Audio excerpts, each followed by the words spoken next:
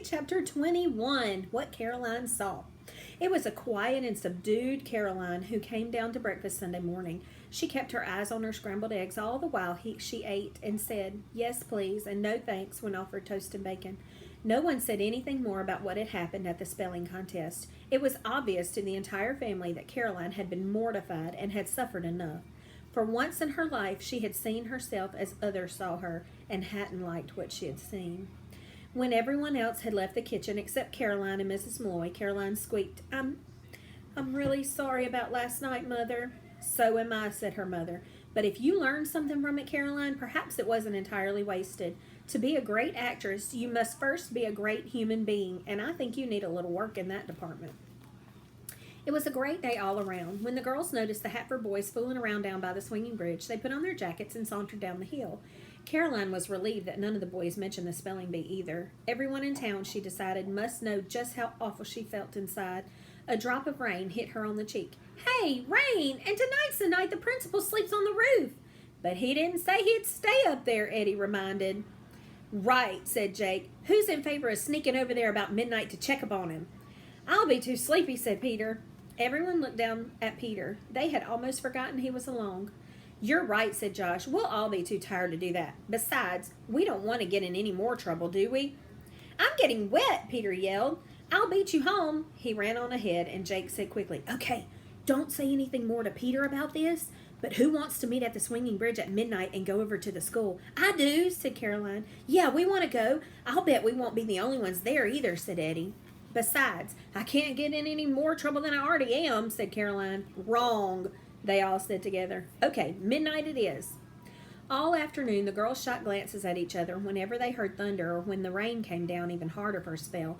But at dinner, they were surprised to hear their father say, "I suppose you girls are thinking of sneaking out tonight to see if your principal is still on the roof." Caroline stopped chewing. She looked across the table. Their father smiled a little. "Oh, don't think I don't know what goes on in that head of yours. Tom Hatford says they're posting an officer at the school tonight just in case some crazy kids decide to carry off the principal's ladder or climb up on the roof to see if he's there." "Well, I'll bet he's not with all this rain," said Beth. "Tell you what," her father said. "If you do go over there, I want you to go as a group and come back as a group, Eddie. I expect you to see to that. Go with the Hatford boys and don't do anything crazy. You got it?" "Okay." Somehow it didn't seem as much fun sneaking out at midnight with permission, Caroline thought.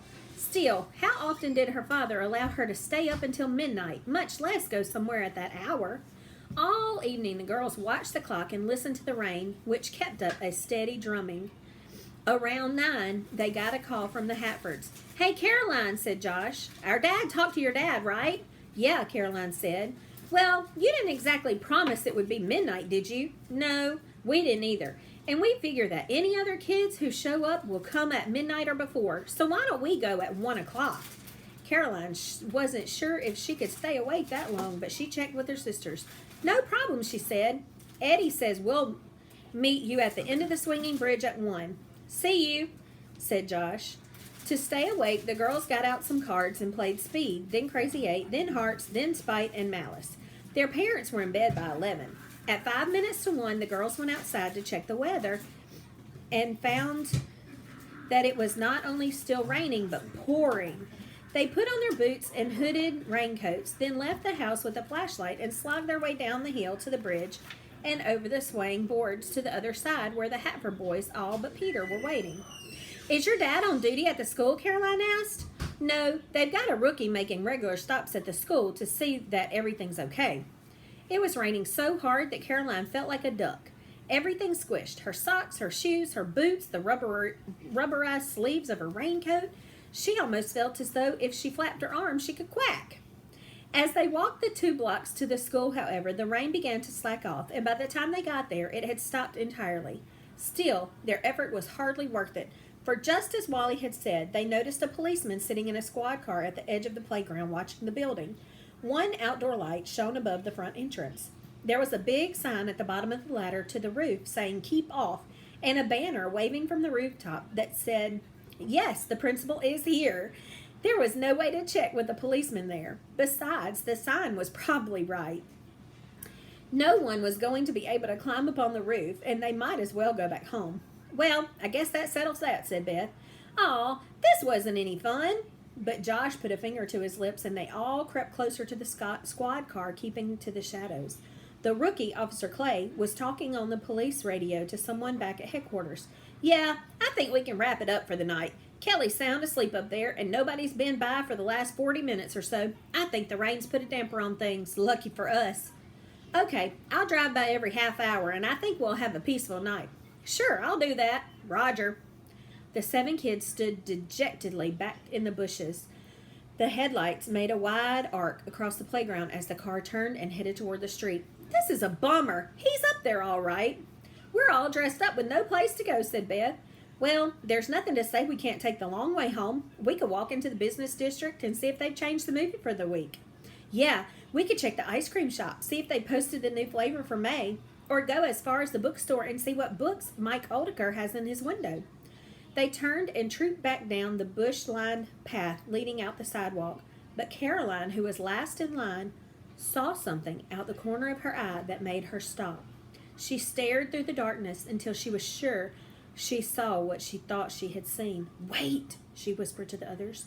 Everyone turned, but when they saw Caroline motion quickly for them to come back, they crowded around her, not making a sound. What everyone thought they might see was the principal crawling out of his tent on the roof and sneaking down the ladder to go home. What they saw instead was 2 men creeping around the corner of the school building and making their way over to the ladder. Whoa, what do we have here? Maybe they're plainclothes policemen hired to stand guards over Mr. Kelly all night. Then why would Officer Clay say he'd stop by every half hour?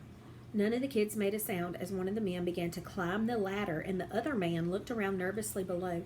From behind the bushes, the Hatfords and the Malloys watched with open mouths as the man on the ladder reached the roof, climbed on, and made his way over to the tent. Do you think we should yell and wake up Mr. Kelly? If it's a plainclothes policeman just wanting to make sure he's all right, and we wake up the principal, we'll probably have to spend another day cleaning toilets at the police station. I don't know. What if they're going to hurt him? Why would they do that? If it looks like a fight, we'll yell, and the police are on their way. There was just enough light in the sky now that the rain had stopped completely and the moon was out to see the man on the roof get down on his hands and knees and crawl halfway inside the tent. A minute later, he slowly backed out, and when he stood up, he appeared to be holding a pair of trousers.